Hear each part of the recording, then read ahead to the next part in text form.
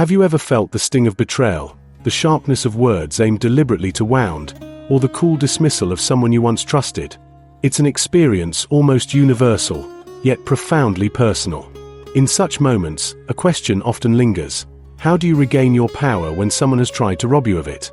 The temptation for revenge is an old tale, a seduction whispering that retribution might heal what was broken.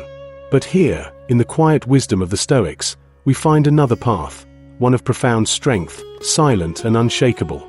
To truly make the one who hurt you feel small is not to retaliate, but to rise above, to find strength not in outward victory, but in inner peace. Consider this. Is it not madness, when there are so many pleasant sounds in the world, to choose the sounds of another's folly to listen to? This thought attributed to Epictetus introduces us to the first realization, the control over our attention. Imagine standing amid a crowd, words of derision flung towards you, yet you choose only to hear the melodious hum of nature around. You begin here, by reclaiming the power to decide what you give your focus to, setting aside the follies of others. Picture a character, someone we've all seen or perhaps have been, a person who has been wronged, nursing the bruised ego that seeks consolation in chaos, who pauses, and decides rather than to retaliate, to pivot inwards. To shift the gaze from the outer storms to the calm eye within, where true power accrues. This decision is not one of mere indifference in the face of harm, but a choice to engage in the higher battle, the internal one, where mastery over oneself is true conquest. Seneca reminds us, it is the power of the mind to be unconquerable, not the power of the fist.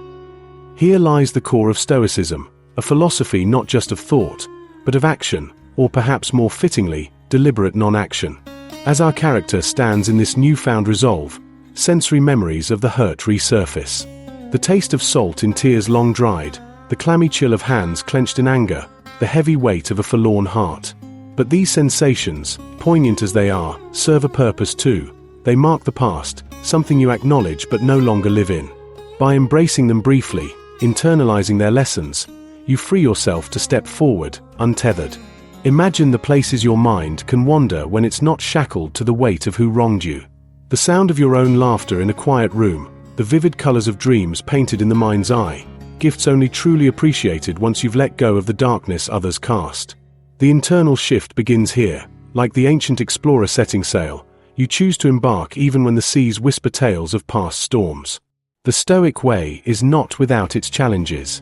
It's an ascent up the cliffs of introspection, where each gripping handhold demands honesty with oneself.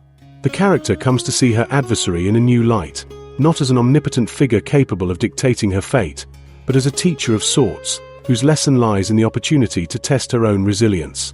In this confrontation of philosophies, a pivotal moment surfaces, an encounter that could have despair's spiral into endless conflict. Yet, our character chooses differently. Instead of the expected confrontation, they offer silence, the kind not of fear, but of fortitude. When they return to this foe not with defiance etched on their face, but with calm assurance of someone who has found peace, the lesson is cast not only for others but indeed internalized. Marcus Aurelius once stated, "The best revenge is not to be like your enemy." This becomes a mantra that echoes through time, a reminder that in rising beyond the behaviors of the one who hurt you, you not only transform your own narrative, but quietly and effectively dispel theirs. Here is where the true inversion happens. The silent signal sent back, stronger and clearer than any words of retaliation could convey. Visualize the reaction this generates, an adversary taken off guard, expecting anger yet receiving tranquility ennobled by strength. Perhaps they feel diminished in size, grappling with an inexplicable unease, a nagging recognition that their actions fall powerless against your shield of indifference. It's a powerful tableau, strategic, stoic, timeless. And so, our character walks lightly, bearing the invisible cloak of unseen armor crafted from inner strength and unyielding peace. The path forward blurs into focus, not with how others might perceive the shift, but within how contentment and self-mastery invite new opportunities, richer connections, deeper joy untethered by past offenses. The journey makes clear it is not the absence of obstacles that defines our character's story, but in the deliberate purpose with which she navigates them. It becomes evident that mastery of the self is indeed the highest form of victory. In this new realm she creates, past pain is no longer the keystone of her narrative. It is merely the soil from which new growth springs. Reflection invites yet another facet of Stoic philosophy into focus: memento mori.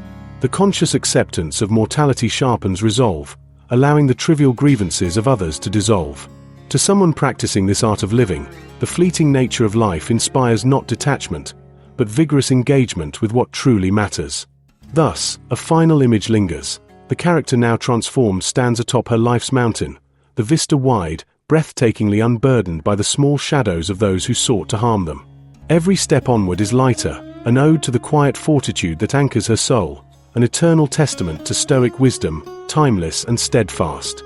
In reflecting on this journey, a profound insight emerges. Perhaps the one who hurt you shrinks not because you will it so, but rather because in your growth, they simply become a forgotten fragment of the past. It is the elegance of self-mastery, the grace of letting go, the ultimate transformation that can never be taken away.